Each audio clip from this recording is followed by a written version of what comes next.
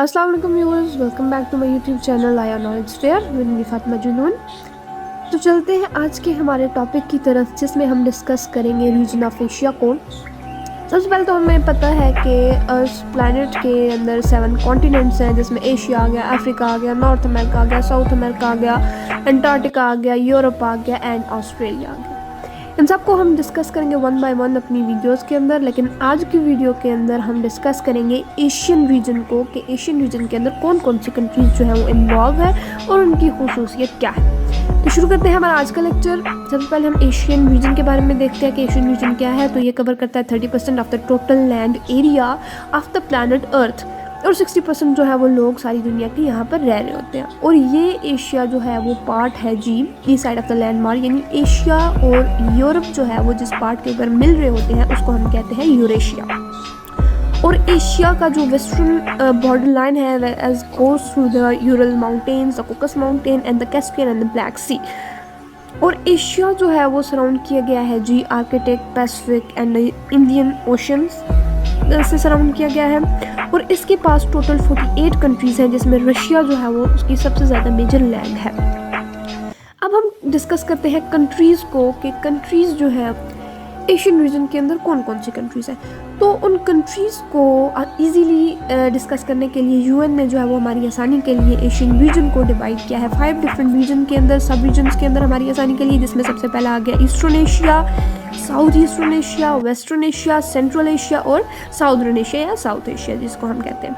तो सबसे पहले हम डिस्कस करते हैं जी ईस्ट एशिया को। ईस्ट एशिया में हम देखते हैं कि हमारे पास जो है वो चाइना आ गई, जापान आ गई, मंगोलिया आ गया, North Korea and South Korea आ गया। ये सारी की सारी कंट्रीज हमारे पास ईस्ट एशियन रीजन के अंदर प्रेजेंट होती हैं। और टोटल जो इस रीजन की जो पॉपुलेशन है 1.7 बिलियन लोग यहाँ पर रह रहे हैं। चाइना जो है वो मोस्ट पॉपुलेटेड कंट्री है इस रीजन के अंदर और वर्ल्ड के अंदर भी। और मंगोलिया जो है वो लीस्ट पॉपुलेटेड कंट्री है इस रीजन के अंदर, और सेकंड लार्जेस्ट इकोनॉमी जो है वो चाइना है वर्ल्ड के अंदर हम देखते हैं, और जापान जो है वो 3rd रैंक के ऊपर है। तो अब मेरा सवाल आपसे ये है कि फर्स्ट रैंक के ऊपर इकोनॉमी के लिहाज से कौन है, उसका आप आंसर कर सकते हैं कमेंट सेक्शन के अंदर। तो चलते हैं आगे के जो नॉर्थ कोरिया है, ये एक आइसोलेटेड कंट्री है। हम देखते हैं यहाँ पर कम्युनिस्ट आइडियोलॉजी है विद स्ट्रगलिंग इकोनॉमी। और मोस्ट पॉपुलेटेड सिटी जो है वो ईस्टर्न रीजन के अंदर वो कौन सी है, टोक्यो, जो कि जापान का कैपिटल है। तो ये नीचे एक सिंपल सा मैप है ईस्ट एशिया का, जिसमें हम देखते हैं चाइना जो है वो सबसे बड़ी कंट्री है पॉपुलेशन के लिहाज से, उसके ऊपर मंगोलिया है, इस साइड पे north Korea, south Korea, Japan और ताइवान को तो चाइना अपना ही एक रीजन समझता है। तो ये भी चाइना का हिस्सा हो गया जो कि ईस्ट एशिया के अंदर है। नेक्स्ट हम डिस्कस करते हैं जी साउथ ईस्टर्न एशिया को, जिसमें 11 कंट्रीज़ हमारे पास टोटल आ जाती हैं, जिसमें ब्रुनाई आ गई, कम्बोडिया आ गया, Indonesia, Laos, Malaysia, Myanmar, Philippines, Singapore, Thailand, Timor और वियतनाम आ गया। और इसमें जो है वो 673 मिलियन पीपल टोटल जो है वो इस रीजन के अंदर रह रहे हैं।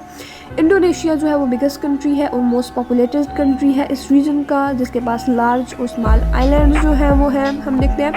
और स्मॉलेस्ट कंट्री जो है वो इस रीजन की कौन सी है, ब्रुनाई। और बिगेस्ट सिटी मनालिया है, जो कि कैपिटल है किसका, फिलीपींस का। और जकार्ता और बैंकॉक जो है वो कैपिटल है रिस्पेक्टिवली इंडोनेशिया एंड थाईलैंड के। और इस रीजन के अंदर हम देखते हैं सेवरल रिलीजन्स हैं, जैसे बुद्धिज़्म हो गया, इस्लाम हो गया, हिंदुइज्म हो गया, क्रिश्चियनिटी हो गया और ट्रेडिशनल बिलीफ्स और भी बहुत सारे इस रीजन के अंदर हम देखते हैं। उसके बाद सिंगापुर, इंडोनेशिया, मलेशिया, थाईलैंड, ये एक ग्रोइंग इकोनॉमीज़ हैं। और इस रीजन के अंदर जो हम रिसोर्सेज, नेचुरल रिसोर्सेज की बात करें तो ऑयल, गैस और पाम ऑयल जो है वो ज़्यादातर यहाँ पर पाए जाते हैं। और जो हमें पता है एशियान जो है एक रीजनल कॉर्पोरेशन है, एक रीजनल ऑर्गेनाइजेशन है जो कि प्रमोट कर रही होती है रीजनल इकोनॉमी को, पॉलिटिक्स को और सिक्योरिटी कॉर्पोरेशन को। ये जो है वो इस रीजन की बनाई गई एक ऑर्गेनाइजेशन है, जिसको हम कहते हैं association of south eastern Asian Nations. और ये जो है वो मिलकर काम कर रहे होते हैं, मिल बैठ कर यहाँ पर अपनी इकोनॉमी के रिलेटेड, पॉलिटिक्स के और सिक्योरिटी के रिलेटेड।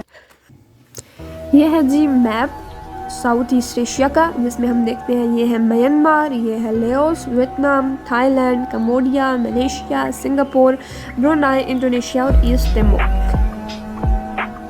अब हम आगे चलते हैं जी सेंट्रल एशिया की तरफ। सेंट्रल एशिया में टोटल 5 कंट्रीज़ हैं, जो कि हम देखते हैं कि जब इंटीग्रेशन हुई थी यूएसएसआर की 1991 के अंदर, तो उसके नतीजे में जो कंट्रीज़ आई थी उनको सेंट्रल एशियन नेशन का नाम दिया गया, जिसमें आ गया कज़ाकिस्तान, तुर्कमेनिस्तान, उज़्बेकिस्तान, किर्गिस्तान और ताजिकिस्तान। और इनके पास टोटल जो पॉपुलेशन है इन कंट्रीज़ की वो 69 मिलियन पीपल हैं। और उज़्बेकिस्तान जो है वो मोस्ट पॉपुलेटेड है, और तुर्कमेनिस्तान जो है वो इसकी बहुत ज़्यादा लेस पॉपुलेशन है इस रीजन के अंदर।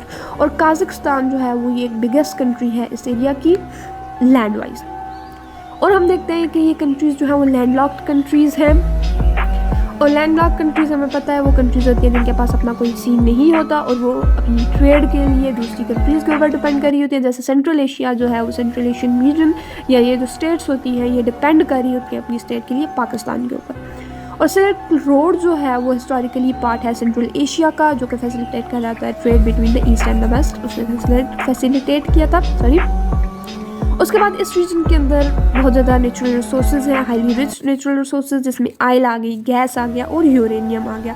और ये कौन सी मोस्टली कंट्रीज़ के अंदर पाई जाती हैं? कज़ाकिस्तान और तुर्कमेनिस्तान के अंदर। और कॉटन जो है वो एक मेजर क्रॉप है जो कि उज़्बेकिस्तान की है। और बेल्ट एंड रोड इनिशिएटिव भी जो है वो क्या कर रहा है? इन्हेंस कर रहा है ट्रेड को थ्रू द सेंट्रल एशिया, जो कि एक प्रोजेक्ट है जो कि किसने शुरू किया था? चाइना ने। इस्लाम जो है वो एक डोमिनेंट रिलीजन है इस रीजन के अंदर। ये आप देख सकते हैं कि सेंट्रल एशियन नेशंस का जो है एक मैप है, जिसमें कज़ाकिस्तान जो है वो एक बिगेस्ट कंट्री है, उज़्बेकिस्तान आ गया, किर्गिस्तान आ गया, ताजिकिस्तान आ गया और तुर्कमेनिस्तान आ गया, और साथ में कैस्पियन सी। अब हम चलते हैं नेक्स्ट सब रीजन की तरफ, वेस्टर्न एशिया, जिसमें टोटल 18 कंट्रीज़ आ जाती हैं और 282 मिलियन लोग जो है वो यहाँ पर रह रहे हैं। जिसमें सबसे पहले आ गई Armenia, Azerbaijan, Cyprus, Georgia, Iraq, Israel, Jordan, Kuwait, Lebanon, Oman, Qatar, Saudi Arabia, Palestine, Syria, Turkey, UAE और यमन। और इनको ऑफनली हम मिडिल ईस्ट भी कहते हैं। तुर्की जो है वो मोस्ट पॉपुलेटेड कंट्री है इस रीजन के अंदर, और ये यूरोप के अंदर भी आती है और एशिया के अंदर भी आती है। इसका जो रीजन है इस्तांबुल वो आता है यूरोप के अंदर, और बाकी जो है वो ये एशियन है, and this referred as a both Asian and European country. Cyprus जो है वो लेस क्राउडेड है, लेकिन ये यूरोपियन यूनियन का जो है वो मेंबर है, तो इसको भी यूरोपियन स्टेट के तौर पर भी देखा जाता है। बिग सिटीज़ की बात करें अगर हम, तो बगदाद जो है वो जो इराक की सिटी है वो बिग सिटी है इस रीजन के अंदर, और ये जो है वो होम है एंशिएंट सिविलाइजेशन का, जैसे मेसोपोटामिया हो गई या पर्शियन एम्पायर हो गई। और कॉन्फ्लिक्ट्स भी इस रीजन के अंदर बहुत ज़्यादा है, जो अरब इसराइल कॉन्फ्लिक्ट आ गया, ईरान इराक वार आ गई, गल्फ वार्स जो कि ऑनगोइंग कॉन्फ्लिक्ट हम देख रहे हैं आजकल इसराइल और पैलेस्टाइन के दरमियान। तो ये जो रीजन है ये इन सब कॉन्फ्लिक्ट्स की वजह से भी जो है वो हाई अनस्टेबल है। लार्जेस्ट ऑयल रिजर्वर्स जो है वो इस एरिया के अंदर है, जिसमें सऊदी अरेबिया आ गया, इराक आ गया, कुवैत आ गया, ईरान आ गया, यूएई। इनके पास जो है वो सबसे ज़्यादा ऑयल रिजर्वर्स हैं, नेचुरल जो ऑयल रिजर्वर्स हैं वो। और सबसे मेन बात कि इनका जो कंट्रोल है स्ट्रेट ऑफ हार्मोज के ऊपर और सुएज कैनाल के ऊपर है कंट्रोल, जो कि इंडियन ओशन रीजन सी के। तो रीजनल राइवलरीज़ की अगर हम बात करें तो सऊदी अरेबिया और ईरान के दरमियान जो है वो राइवलरीज़ चल रही है सेक्टेरियन बेसिस के ऊपर, के शिया और सुन्नी का कॉन्फ्लिक्ट जो है वो चल रहा है। और उसके अलावा बहुत ज़्यादा सिविल वार चल रही है ऐसे रीजन के अंदर, जो कि इस रीजन को हाईली अनस्टेबल बनाता है। अलकायदा और आईसिस का रोल, जो कि एक टेररिस्ट ग्रुप्स हैं, उनका रोल हम देखते हैं इस रीजन के अंदर, इस रीजन को हाईली अनस्टेबल बनाने में बहुत ज़्यादा मेन किरदार अदा करती है।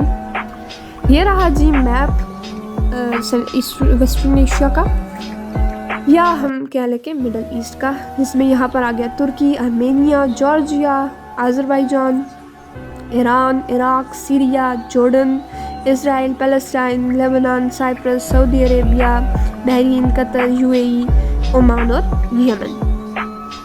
यहाँ पर आप देख सकते हैं कि कौन सी कंट्री जो है वो किस एरिया के अंदर लोकेटेड है।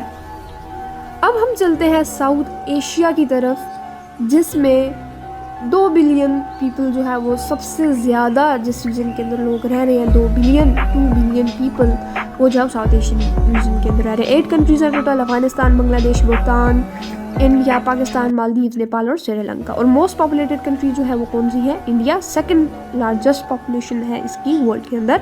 मालदीव जो है वो सबसे ज़्यादा स्मॉल है, जिसके पास आइलैंड्स हैं, आइलैंड बेस्ड कंट्री है। इंडस वैली सिविलाइजेशन और वैदिक सिविलाइजेशन जो है वो यहाँ से इमर्ज हुई। और यहाँ पर हम देख सकते हैं ब्रिटिश कॉलोनियल रोल भी था 1947 से पहले। और ब्रिटिश रोल जो है वो 1947 के अंदर ख़त्म हुआ जब पार्टीशन हुई इस एरिया की और पाकिस्तान, इंडिया और बांग्लादेश वजूद में आए।